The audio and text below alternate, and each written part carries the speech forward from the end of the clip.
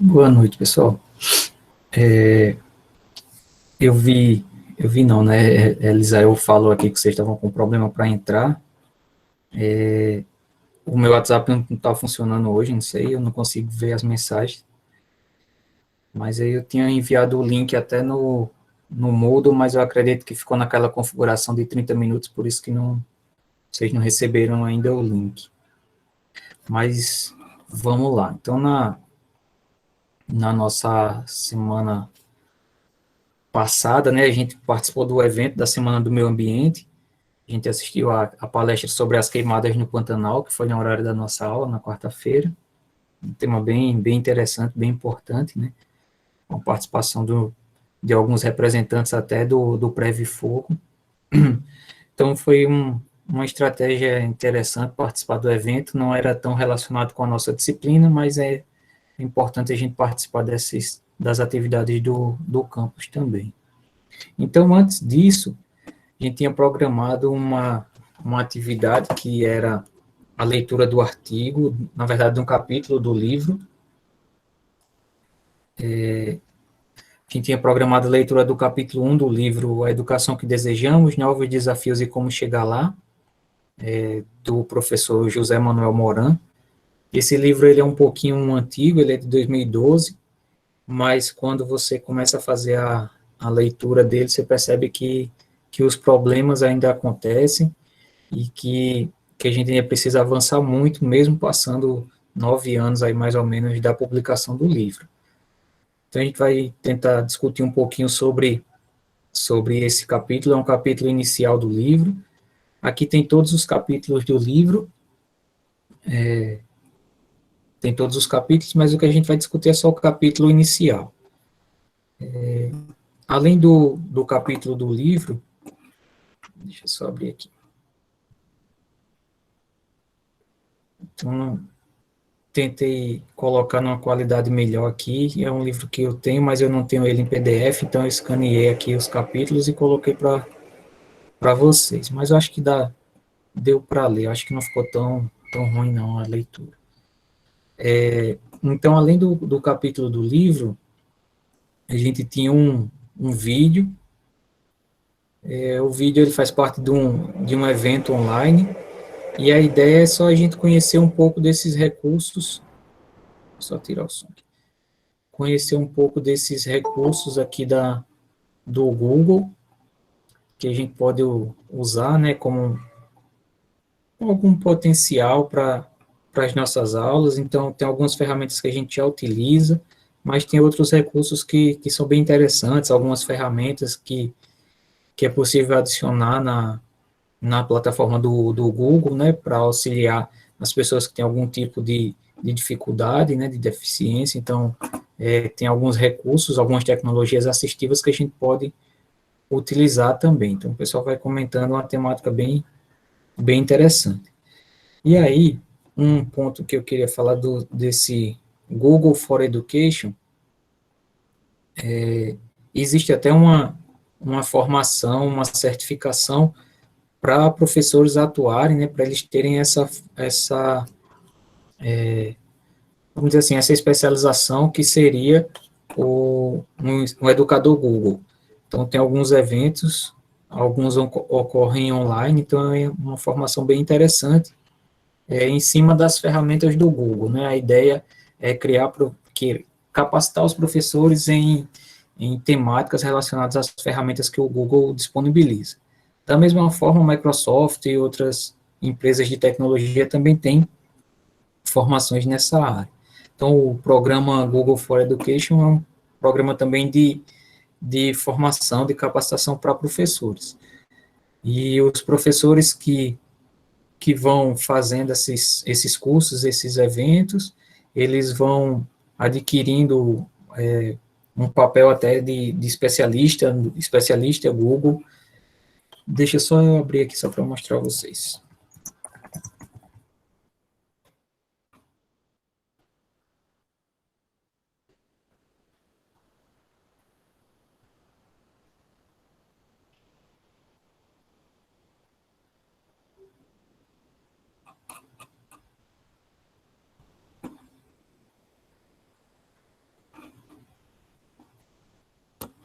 Então, essa daqui é uma tela inicial do Google for Education. Então, eles apresentam as ferramentas da Google, né, para educação. Tem ferramentas aqui de programação, de alfabetização, de idioma. Então, é um recurso bem interessante. E, além disso, ele tem também as formações, as capacitações com os docentes. Então, as pessoas podem se cadastrar aqui, por exemplo. Aqui estão as certificações que eu tinha mencionado. Então, Educador Google nível 1. Aí ele tem aqui uma formação. Geralmente o pagamento é só para na hora de fazer a prova, para obter o certificado. Agora está um pouquinho inviável, porque o dólar tá um pouquinho alto, né? Não dá para a gente... Mas, enfim, é uma maneira da gente se capacitar também. É exclusiva para os produtos da plataforma do Google, mas é bem interessante, auxilia bastante os professores para ter conhecimento nessas plataformas que às vezes os estudantes conhecem melhor do que nós. Então, beleza, é só uma dica também, o Google for Education, que era uma das estratégias aqui que o pessoal utilizou, né, para apresentar as ferramentas, e esse pessoal aqui, eles provavelmente são educadores certificados pela Google. Então, beleza, esse era o temazinho do vídeo, e ele também tinha o objetivo de relacionar o capítulo do livro, que fala desses problemas, né, dos desafios da educação, da escola, dos professores, e algumas estratégias, que no caso aí uma delas seria essas ferramentas do Google. Vou mostrar mais um link aqui para vocês.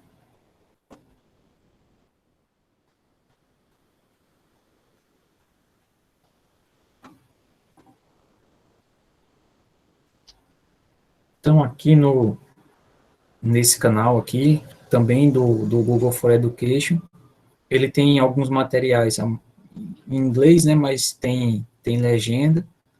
Então, é bem interessante, é uma ação mundial, né, então vocês estão vendo, tem vários idiomas aí diferentes. Então, também é uma fonte de conhecimento para essas nossas ações aí inovadoras na educação. Vamos voltar lá.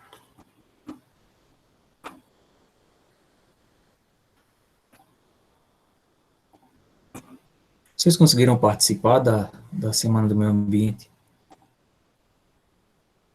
Sei que foi um pouco em cima da hora.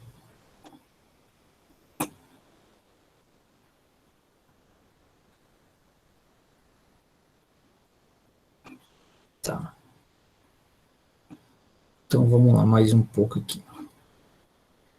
Vocês conseguiram ler esse capítulo? Pelo menos o começo?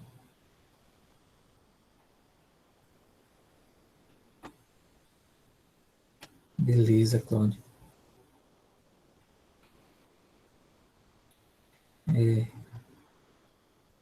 Sobre o capítulo do livro, alguém conseguiu ler um pouquinho?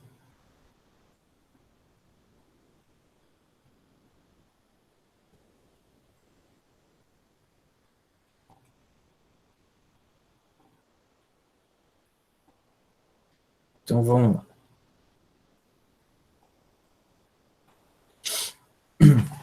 Vou pegar aqui o livrinho aqui. A educação que desejamos, novos desafios e como chegar lá. Então, como falei para vocês, é um livro de 2012, mas ele é bem atual nas suas discussões. Então, vamos só comentar um pouquinho aqui do capítulo do livro, a gente já avança. Então, ele começa mencionando aqui que a gente tem diferentes formas de encarar a educação. A gente viu isso na nossa disciplina, A nossa disciplina, ela tem um título, né, de Dimensões da Ciência e Tecnologia. Então, nós vimos tanto aspectos positivos como negativos. Então, a gente viu o impacto da tecnologia na educação até agora. Para isso, a gente passou por aquela fundamentação de cybercultura, cyberespaço, inteligência coletiva, sociedade em rede, democracia digital. Então, a gente passou por todo esse aspecto mais teórico, para a gente entender como a tecnologia foi inserida na educação. Então, a gente já comentou um pouco sobre a educação à distância, sobre as ferramentas que são utilizadas durante esse ensino. Vocês planejaram, através daquela atividade de um plano de ensino com um objeto de aprendizagem, vocês pensaram em um recurso tecnológico para ser utilizado dentro da disciplina de vocês, ou numa disciplina que vocês têm afinidade. A gente já começa a pensar em como inserir a tecnologia nessas nossas disciplinas em diferentes níveis, né? Então, a gente pensou desde a educação básica até o ensino superior em como inserir essas atividades. Depois eu vou tentar disponibilizar, colocar numa pasta todos esses planos de ensino, porque eles são bem interessantes, até auxiliam a gente na hora de planejar as aulas.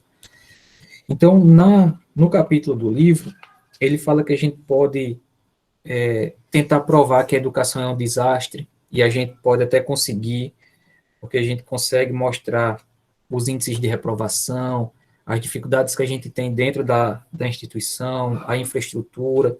Então, a gente consegue, se a gente quiser mostrar esse ponto de vista, que a educação é um desastre, a gente consegue fazer isso, porque nós temos várias experiências que comprovam esse fato. Se vocês quiserem acompanhar o PDF, está aqui nessa pasta, na semana de 24 e 28 de maio, é o capítulo 1, a gente está na página 14. Então, na página 14 ainda, ele menciona... Beleza. Então, na página 14, ele ainda menciona aqui um estudo que foi realizado em 198 municípios. Então, como esse livro é de 2012, eu tentei encontrar um dado mais recente. E o último que eu consegui encontrar foi de 2016. E não é tão diferente desses do livro que falam dessa questão do acesso à leitura, ao cinema, ao teatro. Então, algumas coisas não mudaram de 2012 a 2016, quando eu encontrei esses dados, né? Então, no livro fala que 23% das pessoas, dos brasileiros desses municípios, né, nunca leram um livro. Nos dados de 2016, 30% nunca leram um livro, e 30% também nunca chegaram a comprar um livro, porque acham que o valor do livro é caro, e a gente sabe que alguns livros realmente são caros, poderiam ser mais em conta para as pessoas terem mais acesso à leitura. A gente sabe do impacto que a leitura tem na formação do indivíduo, na maneira como ele se expressa, como ele consegue compreender o ambiente que ele está inserido quando ele conhece a leitura, né, quando ele tem o hábito de ler. Aí um dado também que para a nossa cidade de Corumbá, se perguntarem, né, a gente vai conseguir ter, eu acho que uma porcentagem semelhante. No livro fala que 39% das pessoas nunca foram ao cinema. No dado de 2016, afirma que 50% das pessoas nunca foram ao cinema. Então, o fato da cidade não ter um cinema pode possibilitar essa exclusão, né, de ir para um cinema, ir para um teatro, ir para um show musical, e 52% nunca ficaram, né, estiveram na biblioteca fora da escola. Eu acredito que esse dado deve ser muito maior nas nossas turmas se a gente fizer essa investigação. Até na própria instituição, os alunos eles não frequentam tanto a biblioteca com o objetivo de fazer busca, de estudar, mas num local lá no campus onde tem ar-condicionado e computador o tempo todo, então o pessoal fica mais relaxando, mais descansando do que propriamente estudando. Então, voltando aqui no livro, ele fala que se a gente quiser representar a educação como um desastre, a gente consegue. Se a gente quiser mostrar que a escola é muito burocrática, quando a gente quer fazer algo inovador, a gente também consegue. E se nós também quisermos mostrar que tem um pouco de avanço, nós também conseguimos, porque tem diversas ações inovadoras, né, experiências que estão sendo realizadas diariamente em várias instituições. Então, tudo isso acontece ao mesmo tempo, esses três aspectos. Então, por que ele começa, o José Manuel Moran começa a falar disso? Porque ele quer relacionar esses aspectos com a questão do avanço na educação. Então, ele vai falar no texto que a educação, ela avança de maneira lenta, a gente já tem 9 anos aí e o cenário continua bem parecido. Ele fala da questão do papel do governo, do papel dos professores, dos pais, dos estudantes. Então, ele trata que todas as pessoas elas precisam estar envolvidas nesse cenário para que a educação avance. E aí, daqui a pouco eu abro para vocês falarem um pouquinho das suas experiências. Então, tem um ponto aqui, tem alguns pontos que a gente consegue relacionar com os conteúdos que nós vimos, por exemplo, sociedade em rede, inteligência coletiva, as pessoas quando constroem o conhecimento baseado nas suas experiências, né, onde todo mundo ensina e todo mundo aprende, a gente fala que é a inteligência coletiva. Nós vimos vários exemplos durante as nossas aulas. Então, aqui no livro, ele fala que toda a sociedade, ela tanto educa, como ela aprende. Então, quando ela transmite ideias, valores, conhecimentos, quando busca novas ideias, valores e conhecimentos, todos eles estão educando e sendo educados ao mesmo tempo. Então, é um conceito bem parecido com aquele da inteligência coletiva. Então, trata aqui também nesse livro desses aspectos. E aí ele destaca também que a educação não é só a educação que é aprendida na escola, né, a educação formal. Tem até um vídeo do professor, deixa eu só ver se eu encontro aqui para vocês, é bem rapidinho.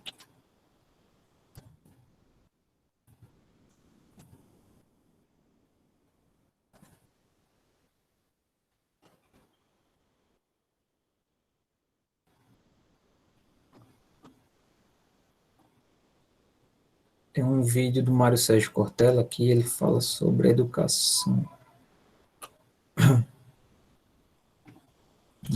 Não vou encontrar agora, não é esse.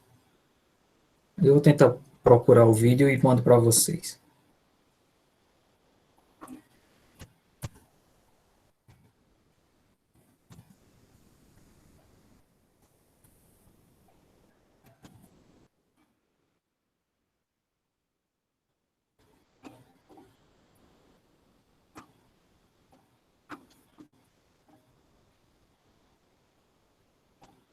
Aqui e ficaremos aqui um tempo. Enquanto nós estamos aqui, nós estamos desinformados. Por exemplo, pode ter subido mais ainda o dólar, pode ser que o Barack Obama tenha renunciado, pode ser que o Putin tenha enviado tropas para a Síria, e nós nada sabemos sobre isso. Nós estamos aqui. Essa informação a gente não tem. No entanto, o porteiro do prédio onde você mora, o motorista do ônibus que pode nos levar depois embora. Eu vou desligar o microfone, porque eu acho que é isso que está dando um eco. Está ouvindo rádio agora, ouvindo TV, ele tem essa informação. No entanto, ele tem uma dificuldade, que é o que fazer com ela. Saio eu daqui, a hora que nós terminarmos, chego no prédio e o porteiro fala, professor, o senhor viu, o Obama renunciou, ou o Putin mandou as tropas atacarem, e se eu olhar para ele e fizer assim, e daí? O que isso significa? Atenção, o que isso significa?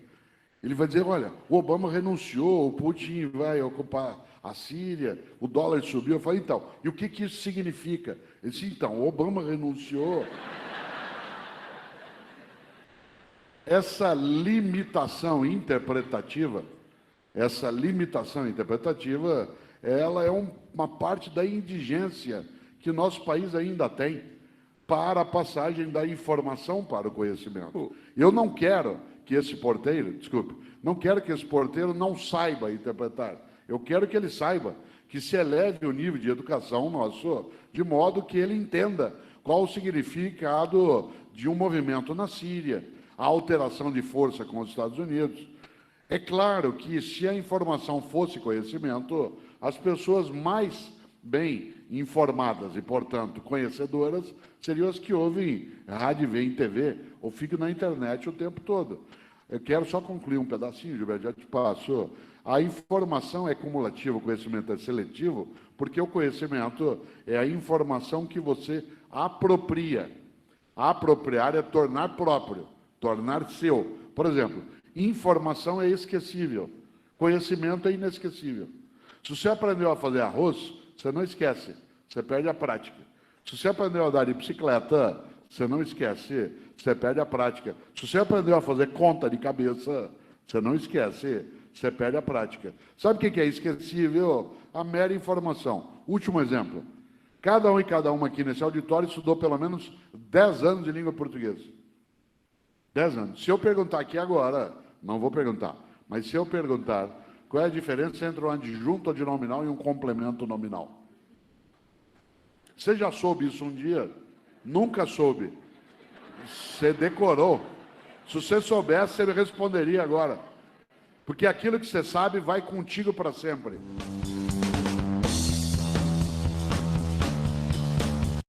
Se vocês já tiveram o desprazer de entrar nos comentários do Facebook, vocês vão ver o que é um déficit cognitivo. Porque parece que as pessoas não leram nada. Você escreve uma coisa, é um déficit cognitivo. O que acontece? É a dificuldade de interpretar as coisas.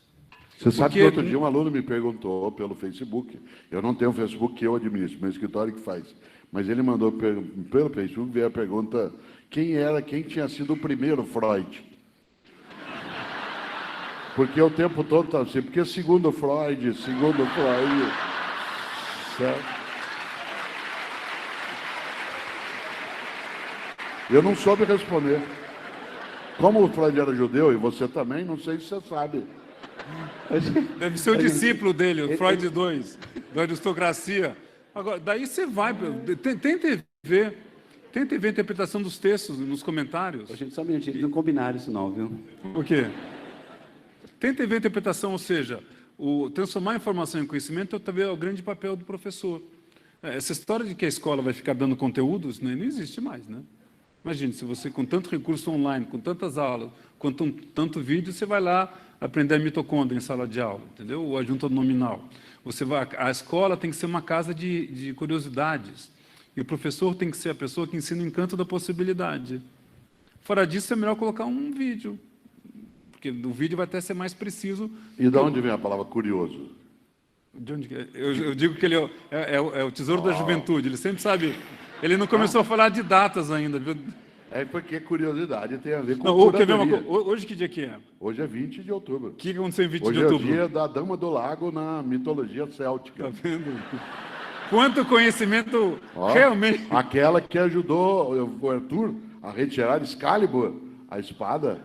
Também é o aniversário de nascimento de John Dewey, um dos maiores pensadores da história, que influenciou Paulo Freire, que nasceu em 20 de outubro de 1859, como você sabe.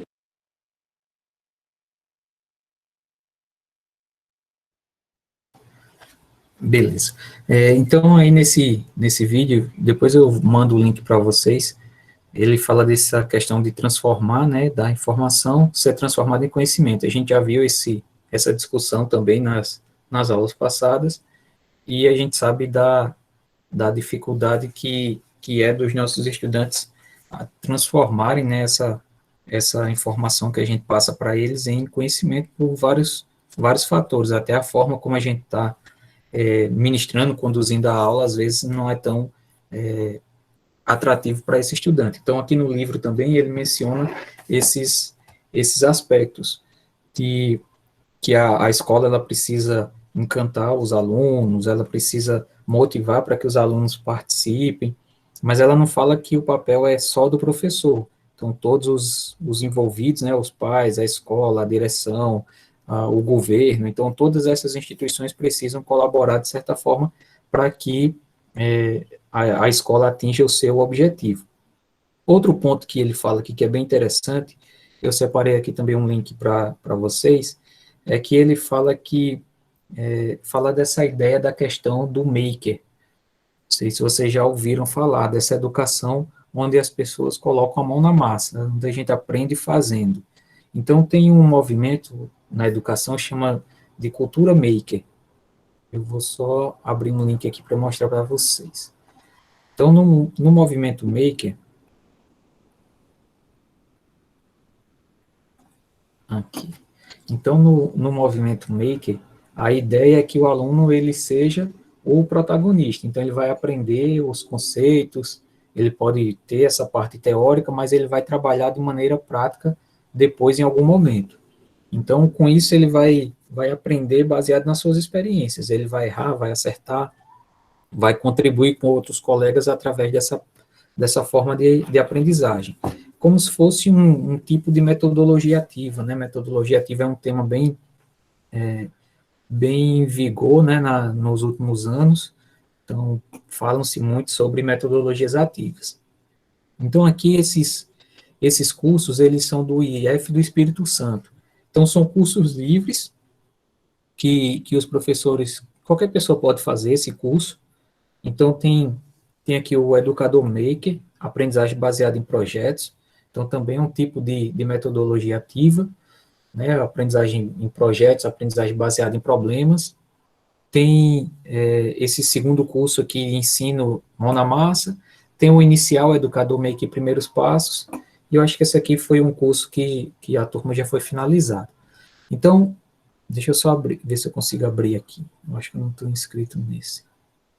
Professor, esse mão na massa é a cultura maker? É, da cultura maker.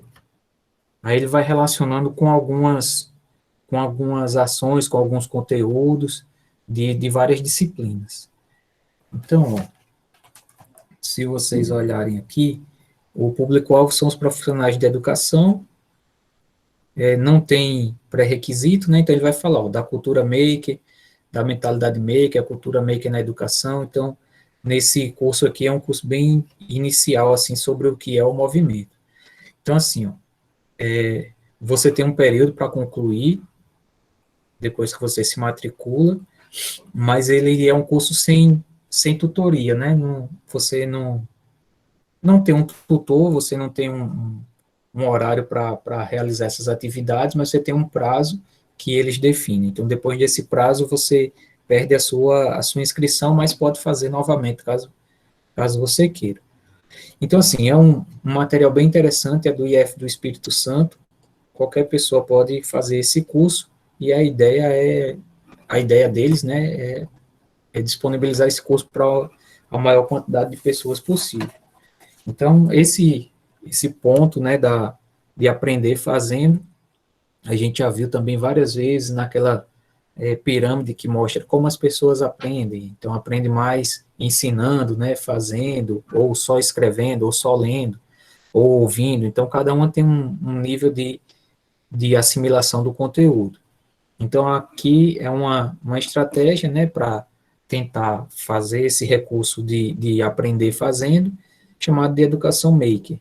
Então, tem desde o movimento até algumas ações. Então, durante o curso, eles vão pedindo para você pensar, criar, postar lá no Moodle uma atividade, por exemplo. Tem várias pessoas que criaram um barquinho para fazer uma determinada ação, ou criaram um robô, ou fizeram algo. Então, eles pedem para você criar e postar para que as outras pessoas tenham acesso. Tá bem, curso bem interessante, esses cursos de Educador Maker. Eu vou mandar depois o link também lá no Moodle para vocês, mas já vou mandar aqui no bate-papo aqui no chat.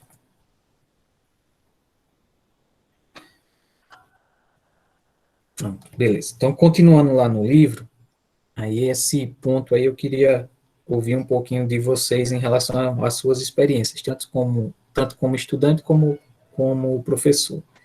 No livro, ele fala assim, lá na página 18, ele fala que teve um relato de experiência de uns estudantes num curso de graduação, que eles falaram que várias disciplinas, eles repetiam o mesmo conteúdo. Então, você viu o mesmo conteúdo em várias disciplinas. E os estudantes falaram que, ao invés de cursar durante 4 anos, eles acreditavam que com 2 anos eles conseguiam obter o mesmo conhecimento que eles tiveram em 4 anos, porque havia superposição, né, de conteúdo, de texto para leitura, de trabalho a serem realizados pelos alunos. Então, eu queria saber se vocês já tiveram essa vivência de ter o mesmo conteúdo em várias disciplinas, tratado da mesma forma ou de forma semelhante, e se nesses cursos, nessas suas experiências, vocês já ouviram falar daquele nomezinho lá chamado de interdisciplinaridade.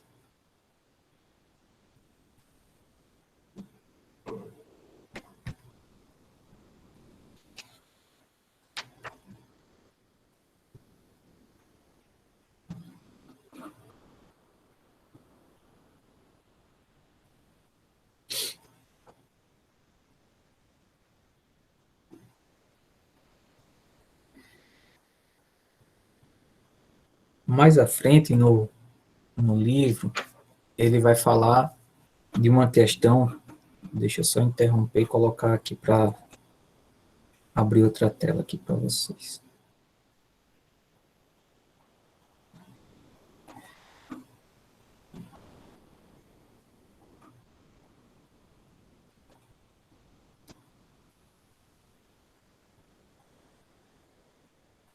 Deixa eu ver aqui o que vocês estão vendo.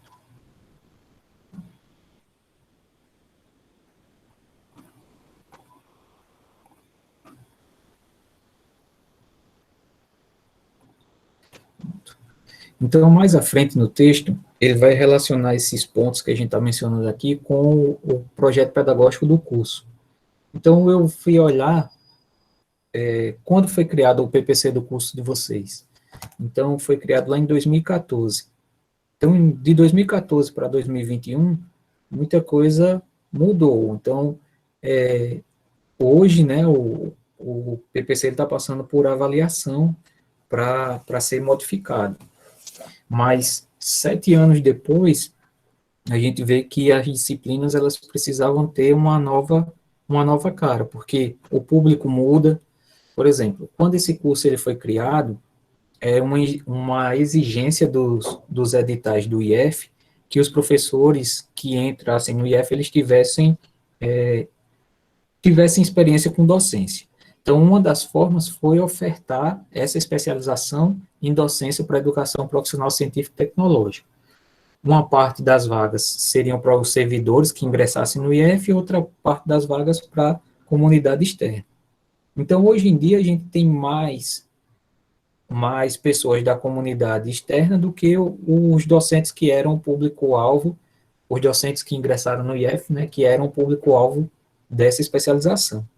Então, por isso que um dos motivos também, né, que o PPC está passando por reformulação para ser modificado, é esse fato. Além disso, já tem 7 anos que esse PPC ele foi lançado e não sofreu nenhuma modificação.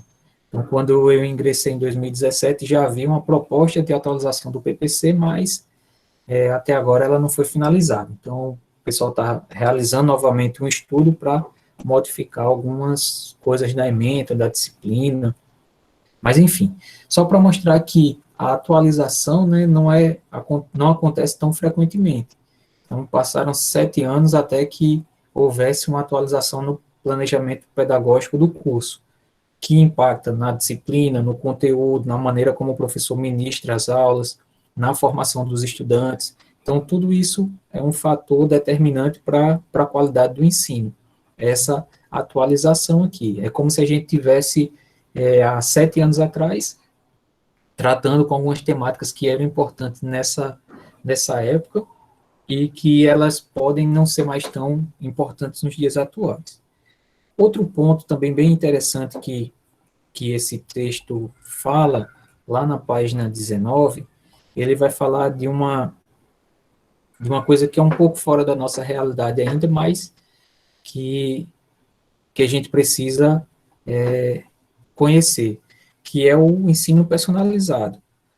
Então, achei aqui um artigo bem interessante sobre ensino personalizado, onde o conteúdo, onde as atividades elas se adaptam, se adequam ao ritmo de cada aluno, de cada estudante. Então, esse textinho aqui fala sobre a personalização do ensino e mostra aqui também algumas iniciativas. Ele mostra também aqui nesse gráficozinho aqui que a escola ela não prepara para esse ambiente que a gente tem nos dias atuais, onde a gente trabalha em pequenos grupos que resolvem problemas complexos e utilizam ferramentas digitais. A nossa educação ainda está aqui na educação 2.0. Então, ele apresenta esses pontos, e aqui no final, essa figurinha também a gente já viu em outros locais, essa chargezinha. Então, para uma seleção justa, todos terão que fazer a mesma prova, por favor, subam na árvore. Então, cada um tem uma habilidade diferente, né? Lógico que não vão conseguir realizar com o mesmo sucesso essa atividade. E aqui no final, ele coloca algumas experiências de estudantes aqui que trabalham, né? Trabalham não, que estudam com o ensino personalizado. Então, vou colocar só um trechinho aqui da fala da menininha aqui, da estudante, e aí a gente já passa para o próximo ponto. Eu vou só fechar aqui o microfone para evitar o eco.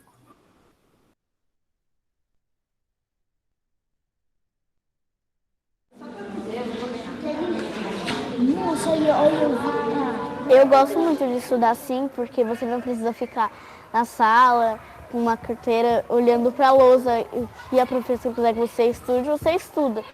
Aqui não, você pode escolher o seu projeto. Eu posso fazer o que eu gosto em espaços livres, não fechados. E porque às vezes eu posso escolher as atividades que eu quero fazer. Porque é bom também, porque tem um espaço grande. Lá era muito pequeno na minha escola passada. A sala era só a sala também. Na escola que eu estudava, tinha provas, série, todas essas coisas. Era como se fosse uma escola tradicional. Aqui você pode estudar em ar livre, na sala, na internet, em livros. E assim é melhor para mim. Eu acho que eu aprendo mais daqui, porque além de eu poder escolher o meu projeto, eu posso desenvolver e aprender outras coisas. Agora eu estou pesquisando, na verdade, algumas experiências fáceis de fazer em casa ou na escola, porque meu projeto é de criar um laboratório de química aqui na minha escola. Primeiro eu faço o planejamento. Aí o planejamento tem a ver com a lição que eu tenho que estar no meu roteiro. Por exemplo, está português no meu roteiro. Eu tenho que escrever no meu planejamento português, produção de texto. Aí eu posso também fazer outras coisas, mas não muitas coisas que não tá no meu roteiro. Eu posso fazer pelo menos um horário. Por exemplo, eu estou lá no meu planejamento, 8 horas eu faço português. Aí 9h15 é o lanche, 9h30 eu posso fazer leitura, desenho. Aí vai 9h30, 10h30, 11h30 é o almoço. Aí 11h30, por exemplo, o almoço termina umas 11h45.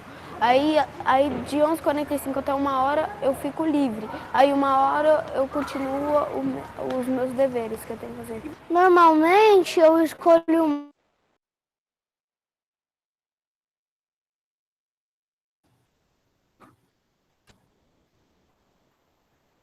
Massa, Cláudio.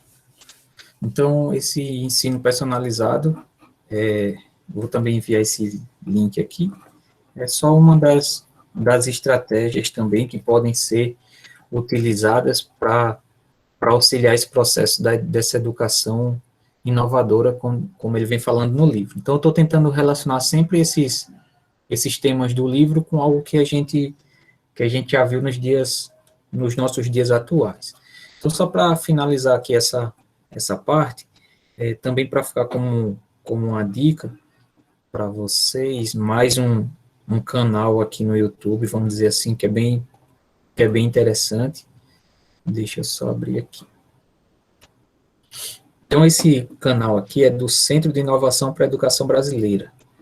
Então, ele tem alguns livros, alguns vídeos que vão falar dessa questão da educação com as tecnologias, tem várias discussões, vários webinários, e aí eu achei esse vídeo aqui, eu vou passar aqui para vocês, ele é bem rápido, tem 1 minuto e pouco. Para ser efetiva na aprendizagem, a tecnologia precisa.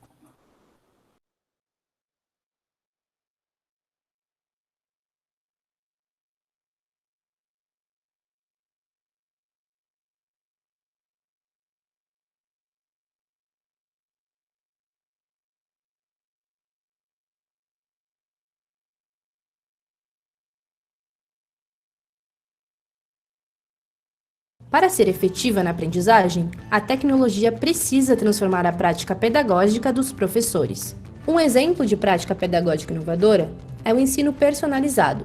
O ensino personalizado consiste na utilização de recursos digitais para acompanhamento e avaliação contínua dos alunos, de forma a coletar dados que, por sua vez, auxiliam o professor na elaboração de percursos personalizados. A partir da análise dos percursos de aprendizagem de cada estudante, o professor identifica necessidades e avanços utilizando recursos educacionais digitais e propõe atividades pedagógicas personalizadas. Por exemplo, a educadora do 3º ano está utilizando uma plataforma educacional de matemática para trabalhar com adição e subtração. Ela observa, por meio de análise dos resultados dos últimos exercícios, que os estudantes têm diferentes desempenhos nas habilidades relacionadas ao numeramento. Usando a plataforma, ela prepara exercícios individualizados para cada aluno ou grupo de alunos com dificuldades semelhantes. Para os que têm mais dificuldade, ela consegue preparar roteiros que trabalhem abordagens diferentes dessa habilidade, incluindo jogos. Para aqueles que já atingiram os objetivos esperados, ela consegue entregar roteiros mais desafiadores. Quer se aprofundar em cada uma das práticas pedagógicas inovadoras mediadas por tecnologia? Assista aos vídeos de cada uma delas em nosso canal.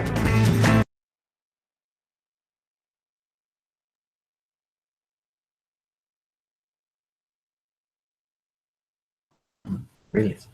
Então, esse também é um canal que tem vários materiais interessantes para a gente se atualizar nessas temáticas relacionadas à tecnologia.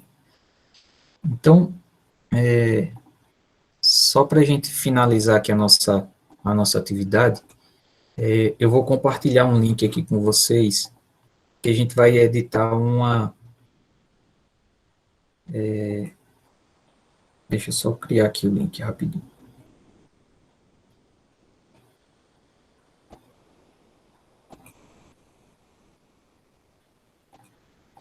Então, nós vamos fazer um exercício aqui, utilizando uma apresentação compartilhada. A gente vai tentar identificar depois. Primeiro, a gente vai tentar colocar alguns pontos aqui, fazer uma pesquisa, colocando vários recursos. Vocês ficam à vontade, se vocês querem usar texto, vídeo, foto, vocês ficam à vontade para fazer a resposta dessas perguntas. E depois a gente vai tentar identificar quais foram os pontos positivos e os negativos de realizar essa atividade. Então, eu vou caminhar o link aqui para vocês. É uma apresentação do Google Drive, e a gente vai tentar tratar alguns temas que foram apresentados no livro. Então, vocês podem ficar à vontade para fazer a busca, por exemplo, ensino personalizado. Vê se vocês conseguem entrar nesse link que eu estou mandando, que eu enviei no bate-papo aí para vocês.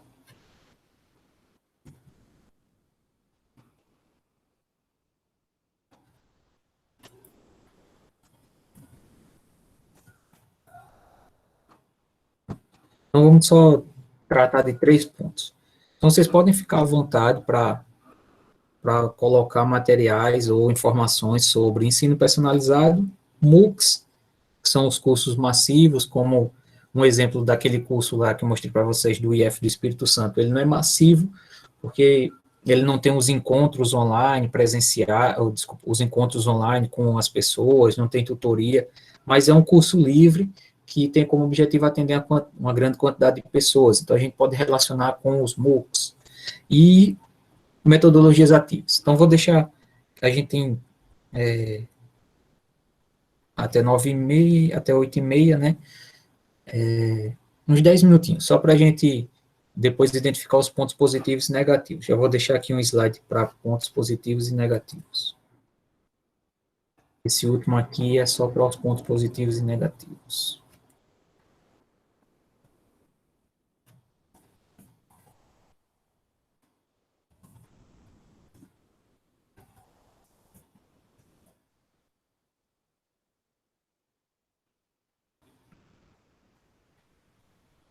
Tá. Então, o que é que vocês vão fazer? Compartilhei o link aqui dessa apresentação e vocês vão, de maneira colaborativa, montar uma apresentação falando sobre ensino personalizado, MOOCs e metodologias ativas. Então, se vocês quiserem, deixa eu só compartilhar aqui para vocês verem. Então, se vocês quiserem, tem aqui um bate-papo, vocês podem fazer comentários aqui, vocês podem inserir recursos, né, vídeos, imagens. Então, por que que a gente está trabalhando isso? Porque um dos pontos que ele fala no livro é essa questão da aprendizagem colaborativa, do conhecimento compartilhado. Então, a gente vai tentar fazer um exercício simples de atividade colaborativa e depois a gente tentar identificar os pontos positivos e negativos. Sei que a gente tem pouco tempo, mas vamos ver o que é que a gente consegue fazer.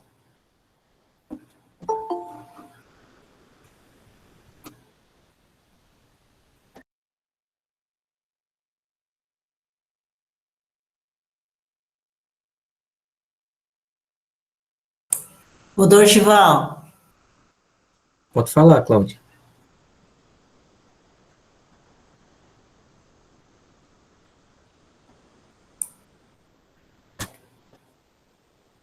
ele só está aqui rodando, rodando e não está abrindo, não. Não sei se é a internet que está ruim.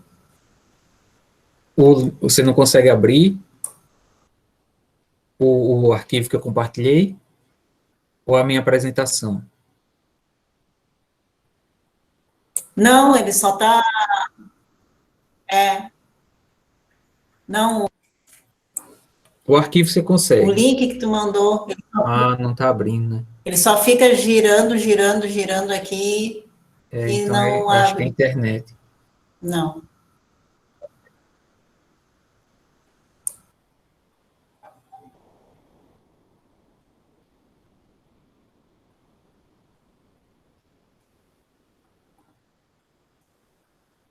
Deixa eu ver aqui.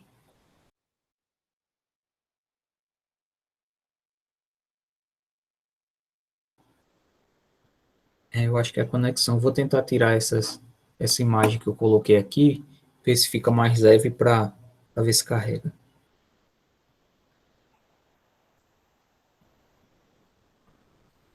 Isso, Paulo, só o título do slide. Aí no segundo, desculpa.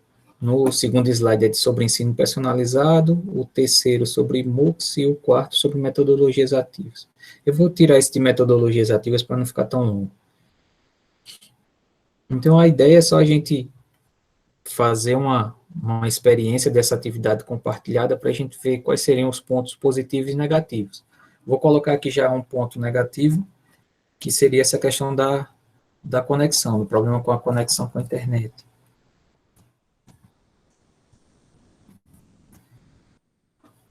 Já foi uma dificuldade que a gente enfrentou.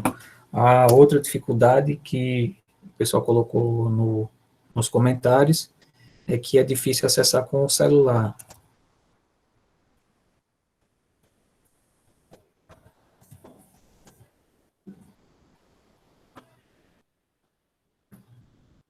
Pelo celular precisa baixar o editor de planilhas, né, para poder editar o de apresentações do Google Drive.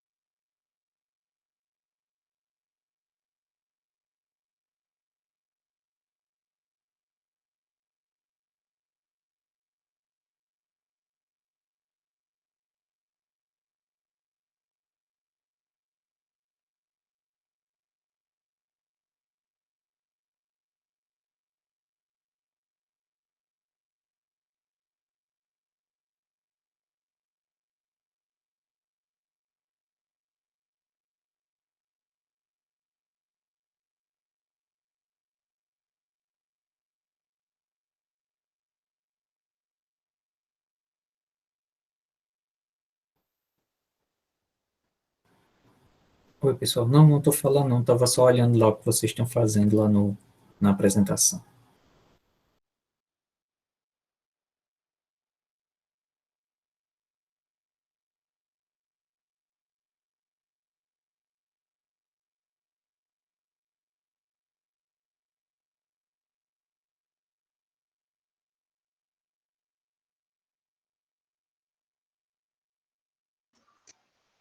Sobre os cursos online, aplicativo também entra nessa modalidade?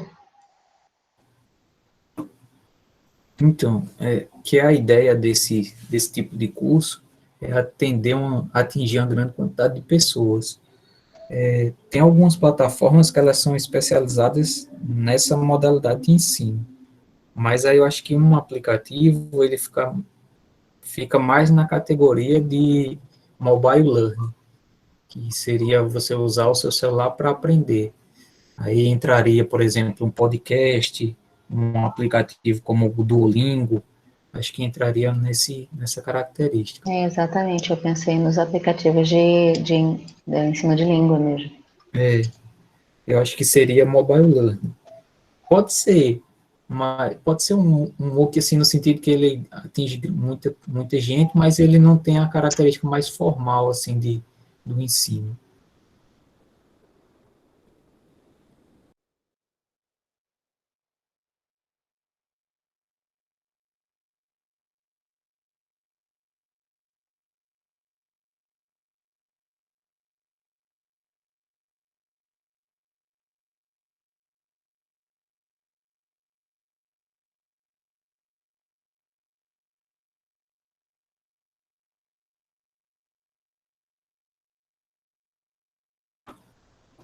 Só para a gente encerrar, vamos dar uma olhada aqui nesse nosso exercício aqui, uma atividadezinha simples que a gente fez, trabalhando de maneira colaborativa e compartilhada, bem rápido, assim, de improviso. Então, nós tínhamos o objetivo de fazer uma busca sobre um tema, ensino personalizado, todos podiam alterar, todos tinham o papel de conseguir editar. Deixa eu só mostrar aqui uma coisa. Como é que a gente compartilha, né, para todos os nossos alunos? Então, na hora de compartilhar aqui, eu coloquei aqui alterando, deixa eu ver se dá para aumentar. Então, alterei aqui, coloquei qualquer pessoa com link, pode ser um editor. Então, todo mundo pode editar. Copiei o link e enviei esse link para vocês. Então, todo mundo que tem esse link pode acessar e editar. Uma das desvantagens, né, é que precisa ter uma conta no Google para acessar. Tem a questão da internet, tem a questão do dispositivo, né, se vai estar no computador, se vai estar no celular, já fica um pouco mais complicado. Então, a gente conseguiu desenvolver essa atividade simples aqui, a gente conseguiu explicar o que seria o ensino personalizado, considerar as características pessoais de cada aluno, principalmente a realidade a qual está inserido. Essa modalidade de ensino tem como foco adequar a escola à realidade contemporânea e às demandas da sociedade, e a otimização do processo de ensino-aprendizagem pela adoção, deve ser de recursos tecnológicos atuais. Em relação aos cursos, né, são cursos online abertos, desenvolvidos por instituições acadêmicas, acessíveis a qualquer pessoa com acesso à internet. Então, nessa imagem aqui tem alguns sites, o Coursera, o Udemy, também é um desses que não está aqui. Então, tem algumas ferramentas aqui, alguns sites que podem ser utilizados e tem cursos gratuitos.